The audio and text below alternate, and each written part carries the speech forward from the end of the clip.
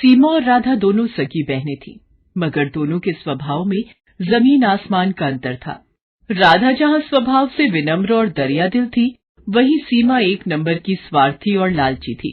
College खत्म होने के बाद उनके माँ बाप ने उनकी शादी करने का फैसला किया। चूंकि सीमा बड़ी थी, इसलिए पहले उसकी शादी तय की गई। एक दिन घर में सीमा और राधा अपने माता पिता के साथ बैठे हुए थे। सीमा बेटा, मैंने तुम्हारे लिए एक लड़का देखा है। ये देखो, ये उसकी फोटो है। ये तो बताइए पापा कि लड़का कितना पढ़ा लिखा है, उसका घर परिवार कैसा है। मैं नहीं चाहती कि मेरी शादी किसी कम पढ़े लिखे या गरीब से हो जाए। अरे बेटा, लड़का बैंक में ऊंचे पद पर है, अच्छा खाता पीता घराना है उसका, रुपए पैसों की कोई कमी नहीं है। तो फिर ठीक है, मुझे मंजूर है ये रिश्ता। निश्चित समय पर बड़े धूमधाम से सीमा की शादी कर दी गई। चूंकि सीमा बड़ी बेटी थी, इसलिए उसके पापा ने शादी में कोई कसर नहीं छोड़ी। उन्होंने अपनी हैसियत से ज्यादा खर्च किया इस शादी पर। इसकी वजह से उन पर अच्छा खासा कर्ज भी हो गया। कुछ समय बाद राधा भी शादी के लायक हो गई। एक दिन, सुनो जी, मैंने राधा के लिए भी एक लड़का देखा है। ये लोग सीमा के ससुराल वालों जितने अमीर तो नहीं हैं, मगर शहर में उनका अपना घर और अपनी किराने की दुकान है। अपनी राधा खुश तो रहेगी ना वहां? हाँ हाँ, क्यों नहीं।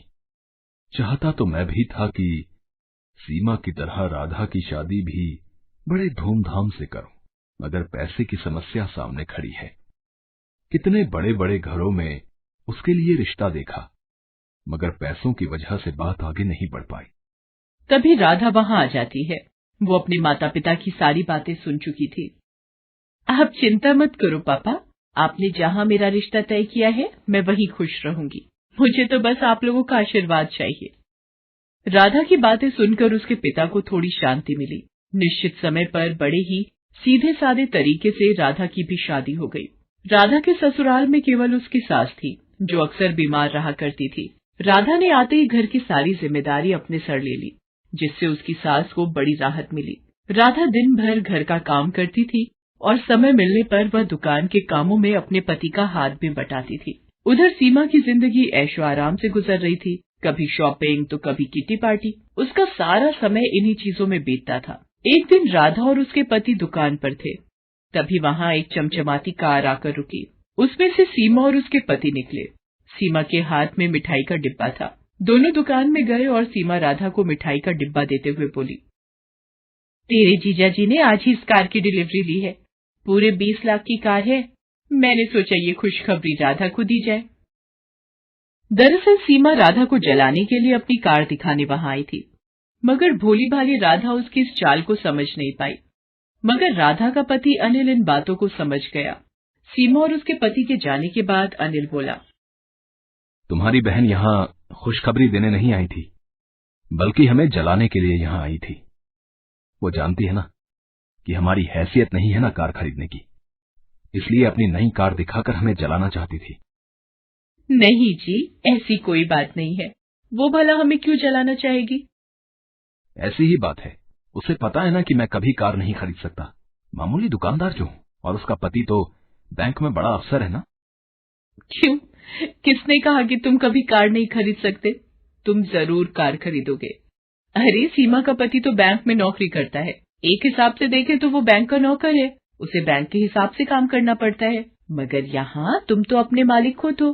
तुम जैसे चाहो अपनी मर्जी के मुताबिक काम कर सकते हो। अगर तुम ठान लो तो कुछ भी कर सकते हो। मैं हर कदम पर तुम्हारे साथ हूँ। देखना, थोड़ी ही दिनों में तुम एक कार क्या 10 कारों के मालिक बन जाओगे। उसने सारी चिंता छोड़कर जी तोड़ मेहनत करना शुरू किया। वो रोजाना सुबह 7 बजे दुकान खोलता था और देर रात 10 बजे तक दुकान पर ही रहता था। दोपहर के बाद राधा भी उसका हाथ बटाने दुकान पर आ जाती थी। राधा और अनिल दोनों ही स्वभाव से कोमल थे।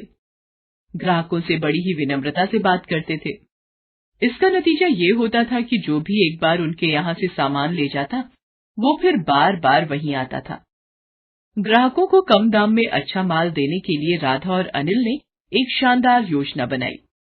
वो दुकान का सामान शहर के व्यापारियों से न खरीदकर सीधे दिल्ली और मुंबई जैसे बड़े शहरों से मंगाने लगे। इससे ग्राहकों को भी अच्छा सामान मिल जाता था और दुकान में मुनाफा भी ज्यादा होता था।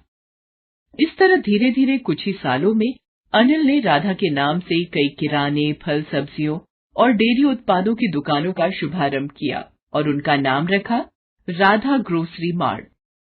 अब अनिल और राधा की शहर में कई ग्रोसरी दुकानें थीं। उनकी गिनती अब शहर के जाने माने और अमीर हस्तियों में होने लगी थी। राधा की सास तो खुशी से फूली नहीं समाती थी। वो सबसे कहती थी, अरे मेरी बहू तो साक्षात लक्ष्मी का रूप है। वो इस घर में आई और देखो घर को क्या से क्या बना दिया। साक्षात लक्ष्मी है मेरी बहू, मिट्टी को हाथ लगा दे तो सोना बन जाए। एक दिन अनिल नई कार लेकर घर आया। अरे फिर नई कार ले आए? मैं कुछ नहीं कर रहा, ये तो तुम्हारी बात ही सच हो रही है। कौन सी बात? अरे तुमने ही तो कहा था ना कि मैं 1 नहीं 10 कारों का मालिक बनूंगा। लो, उनमें से 7 तो आ गई, बस अब 3 और बची हैं। राधा खिलखिलाकर हंस दी। चलो इसी खुशी में तुम्हारी बहन के घर मिठाई दे आए। दोनों मिठाई लेकर सीमा के घर चले। कार से उतरकर दोनों उसके घर के अंदर पहुंचे। अंदर सीमा और उसके पति में लड़ाई चल रही थी। इस लड़ाई की धुन में उन्हें पता ही नहीं चला कि कब राधा और अनिल वहां आए। अरे मैं पूछती हूँ कि जरूरत क्या थी बैंक में पैसे गबन करने की? तुम्हारी जमानत करवाने में घर की सारी जमा पूंजी खर्च हो गई। पर से बैंक ने तुम्हें नौकरी से भी निकाल दिया है। घर में एक पैसा भी नहीं है, घर गाड़ी सब गिरवी पड़े हैं। तुम्हारे एक गलत कदम ने सब मिट्टी में मिला दिया। मैंने क्या अपने लिए बैंक से पैसे गबन किए थे? ये सब तुम्हारी वजह से हुआ है। तुम्हें ही शौक चढ़ा था पार्टी करने का, शॉपिंग करने का, अब भुगतो। देखो जी, ताने मत मारो। कोई और लड़की होती तो अब तक तुम्हें ठेंगा दिखाकर अपने मायके चली गई होती। तो तुम भी चली जाओ ना, किसने रोका है तुम्हें?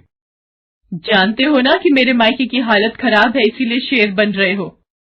अभी वो लोग झगड़ ही रहे थे कि उनकी नजर अनिल और राधा पर पड़ती है। सीमा रोते हुए राधा से लिपट जाती है।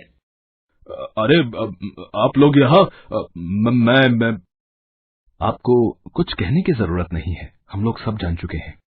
मैंने सुना है इस महीने आप एक नई ग्रोसरी स्टोर खोलने वाले हो।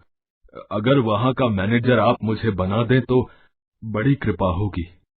हमारे घर की हालत तो आप देख ही रहे हैं, आपसे कुछ छुपा हुआ नहीं है। अनिल और राधा ने एक बार एक दूसरे की ओर देखा और फिर सीमा के पति को हाँ बोल दिया।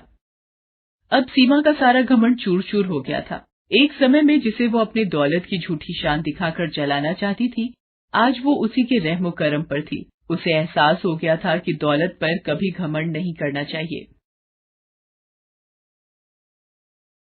प्रीति की बुआ शोभा दिल्ली में रहती थी। प्रीति के पिता धनराज चाहते थे कि प्रीति अपने कॉलेज की पढ़ाई शहर में अपनी बुआ के घर रहकर ही पूरी करे। प्रीति, तुम्हारी बुआ ने सोनिया के कॉलेज में बात कर ली है। तुम अपना सारा सामान पैक कर लो, कल सुबह की तुम्हारी बस है। प्रीति, शोभा दीदी बहुत अच्छे स्वभाव की हैं, वो तुम्हारा पूरा ध्यान रखेंगी। अगले दिन प्रीति अपनी बुआ के घर दिल्ली आ जाती है। सोनिया शोभा से कहती है, मम्मी आपको मेरा ही कॉलेज मिला था इस गांव की गवार के एडमिशन के लिए। सोनिया धीरे बोलो, प्रीति बाहर ही है और वो तुम्हारे मामा जी की बेटी है। भूलो मत, तुम्हारी माँ भी एक गांव से ही शादी करके शहर आई थी। मम्मी आप जो भी बोलो पर मुझे इस गांव वाली से दूर ही रखना, वरना मेरा स्टेटस भी खराब हो जाएगा। पता नहीं, लग रहा है इसके आने से घर में गोबर जैसी बदबू आ रही है। मैं जरा नहा कर आती हूँ। प्रीति सोनिया के कमरे से आती आवाजों को सुन तो रही थी, पर अपनी बुआ के निर्मल स्वभाव के कारण वो उस वक्त चुप रही। अगले दिन प्रीति कॉलेज जाने के लिए तैयार होती है। तुम ये देसी सलवार कमीज में कॉलेज जाओगी? पर गांव में तो मैं यही सलवार सूट ही पहनती हूँ और मैं यही लेकर आई हूँ। नहीं नहीं प्रीति, ये अच्छा है जो भी तुमने पहना है। सोनिया को तो फिजूल में मजाक करने की आदत है। वैसे मैंने ड्राइवर को बोल दिया है, तुम सोनिया के साथ ही कॉलेज चली जाओ। सोनिया, प्रीति का कॉलेज में पहला दिन है, इसका ख्याल रखना। सोनिया मुंह बनाती हुई गाड़ी में जाकर बैठ जाती है। प्रीति भी उसके साथ चुपचाप गाड़ी में बैठ जाती है। पूरे रास्ते प्रीति सोनिया से बात करने की कोशिश कर रही थी, पर सोनिया बार बार अपने मेकअप में और अपनी सेल्फी लेने में ही व्यस्त रही। सोनिया कॉलेज आने से थोड़ी देर पहले ही ड्राइवर को गाड़ी रोकने के लिए कहती है, ड्राइवर गाड़ी रोको, प्रीति गाड़ी से नीचे उतरो। पर सोनिया मैडम, आपका कॉलेज तो अभी थोड़ा आगे है। ड्राइवर, तुमसे जितना कहा जा रहा है उतना सुना करो। और प्रीति, तुम यहाँ से कॉलेज अकेले जाओगी पैदल। मैं नहीं चाहती कि मेरी फ्रेंड्स तुम जैसी गांव की गवार को मेरे साथ गाड़ी से उतरते हुए देखें। सोनिया प्रीति को गाड़ी से उतार देती है और गाड़ी आगे चली जाती है। प्रीति अकेली सड़क पर पैदल ही कॉलेज तक पहुंचती है। वो सोनिया के पास जाती है। सोनिया, सोनिया सुनो तो। सोनिया, वो सलवार कमीज वाली लड़की तुम्हें आवाज दे रही है। पायल, तू कैंटीन में मेरा वेट कर, मैं थोड़ी देर में आती हूँ। क्या बात है प्रीति, मैंने तुमसे कहा था मेरे से कॉलेज में दूर रहना, पर तुम सबके सामने इतनी तेज आवाज लगाकर क्यों बुला रही हो? सोनिया, मैं यहाँ पर किसी को भी नहीं जानती हूँ, इसीलिए तुम्हें बुला रही थी। क्या तुम मुझे सबसे मिलवा सकती हो? आज इसका सबसे मिलने का किस्सा ही खत्म कर देती हूँ। चला कैंटीन में, सबसे तेरी पहचान करवाती हूँ। सोनिया प्रीति को कॉलेज की कैंटीन में ले जाती है। फ्रेंड्स, इससे मिलिए, ये है गांव से आई हुई एक बहुत ही सुशील लड़की प्रीति। ये आप सबके साथ पहचान करने आई है। अच्छा, आओ प्रीति, हमारे साथ बैठो। प्रीति जैसे ही कुर्सी पर बैठने लगती है, सोनिया कुर्सी खींच लेती है। प्रीति जमीन पर गिर जाती है। ओह सॉरी प्रीति, मुझे लगा तुम दूसरी कुर्सी पर बैठने वाली हो। कोई बात नहीं प्रीति, तुम इस कुर्सी पर बैठ जाओ। बेचारी प्रीति को अपमानित करते सोनिया को जरा भी लज्जा नहीं आ रही थी। कॉलेज के सभी लड़के लड़कियां प्रीति पर हंसने लगते हैं। सोनिया प्रीति को रोजाना ही परेशान करती रहती थी। कॉलेज में ही सोनिया का एक दोस्त था मोहित, वो भी बहुत ही बिगड़ा हुआ लड़का था। एक दिन, सोनिया, आज शाम की पार्टी में क्लब आ रही हो ना?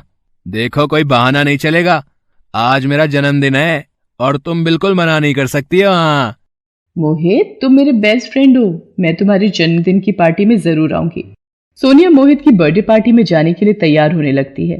सोनिया, प्रीति को भी अपने साथ लेती जाओ।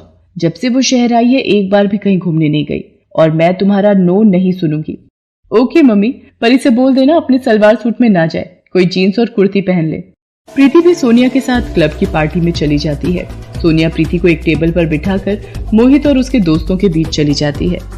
Hello Sonia, thank you so much, तुम मेरी पार्टी में आ गई, मानो 4 चांद लग गए। आओ डीजे पे डांस करते हैं। सोनिया मोहित और उसके दोस्तों के साथ डीजे पर डांस में व्यस्त हो जाती है। प्रीति पानी लेने के लिए काउंटर पर जाती है। तभी, कितनी गोलियां डाली हैं ड्रिंक में? बेफिक्र रहो, इतनी गोलियां डाल दी हैं कि सोनिया को सुबह तक होश नहीं आएगा। ये लोग सोनिया के बारे में क्या बात कर रहे हैं? उसे क्या पिलाने वाले हैं? मुझे सोनिया को बताना ही होगा, ये जरूर सोनिया के साथ कुछ गलत करने वाले हैं। मोहित सोनिया के लिए ड्रिंक लेकर जाता है। प्रीति सोनिया से कहती है, सोनिया, इन्होंने इस पानी में कुछ मिलाया है, तुम इसे मत पीना। ये क्या बकवास कर रही हो? सोनिया, ये लड़की कौन है? कॉलेज में भी ये मेरे साथ चिपकने की कोशिश कर रही थी, मैंने इसे भाव नहीं दिया तो अब ये तुम्हें मेरे खिलाफ भड़का रही है। बिल्कुल गांव की गवार लड़की है ये। तुम इसे मेरे बर्थडे की पार्टी में ले आई हो और ये सारा मजा किरकिरा कर रही है। मेरे से बहुत बड़ी गलती हो गई जो मैं तुम्हें अपने साथ इस पार्टी में ले आई। अभी के अभी ऑटो करो और यहाँ से रफा दफा हो जाओ। इस पार्टी में मुझे तुम्हारी शक्ल ना दिख जाए। गार्ड, इस लड़की को गेट से बाहर कर दो। प्रीति को ना चाहते हुए भी क्लब से बाहर जाना पड़ता है, पर उसे सोनिया की चिंता हो रही थी और वो सोनिया के पास वापस जाने का तरीका ढूंढ रही थी। उधर मोहित सोनिया को नशे की गोलियां मिलाकर वो ड्रिंक पिला देता है। मोहित, मुझे चक्कर आ रहे हैं, सिर घूम रहा है। अब एक काम करते हैं ना, हम ऊपर रूम में चलते हैं। मोहित सोनिया को होटल के कमरे में ले जाता है और सोनिया के नशे में होने का फायदा उठाने लगता है। मोहित, छोड़ो मुझे, ये क्या कर रहे हो? बचाओ, बचाओ। क्यों? कॉलेज में तो बड़ा स्टाइल मारती रहती हो, अब शर्माने का नाटक क्यों? मैं ही तो हूँ तुम्हारा बेस्ट फ्रेंड, मुझसे क्या शर्माना। तभी दरवाजा पीटने की आवाज आने लगती है। सोनिया किसी तरह दरवाजा खोलने में कामयाब हो जाती है। प्रीति, तू? मैंने तो... सोनिया बेहोशी की हालत में थी। इतनी देर में शोभा भी होटल पहुंच जाती है। प्रीति ने शोभा को फोन कर दिया था और सारी बात बता दी थी। शोभा ने मैनेजर से फोन पर बात की और प्रीति को अंदर आने की इजाजत मिली। सर, इसी लड़के ने सोनिया को नशे वाला पानी पिलाया था। गार्ड, पकड़ लो इस लड़के को, हमारे होटल का नाम खराब करता है। तुझे तो मैं पुलिस के हवाले करूंगा। इंस्पेक्टर साहब, इस लड़के को यहां से ले जाइए। बड़े घर के बिगड़े साहबजादे हैं ये, जेल की हवा भी खानी जरूरी है। शोभा प्रीति के साथ सोनिया को घर ले आती है। अगली सुबह, प्रीति, मुझे माफ कर दो, मैंने हमेशा तुम्हारा अपमान किया। तुम गांव से आई हो ये कहकर हमेशा तुम्हारा मजाक बनाया, पर कल तुमने मेरी इज्जत बचाकर मेरे ऊपर बहुत बड़ा एहसान किया है। मुझे अपनी गलती का एहसास है। क्या तुम अपनी बहन को माफ कर दोगी? हाँ, एक शर्त पर माफ कर सकती हूँ। कॉलेज की कैंटीन का समोसा मुझे अपने हाथों से खिलाओगी? उस दिन के बाद से सोनिया का स्वभाव प्रीति के लिए बिल्कुल बदल जाता है। शोभा भी ये सब देखकर बहुत खुश होती है। शहर की छोरी, गांव की गोरी एक दूसरे के दिल में प्यार की जगह बना लेती हैं।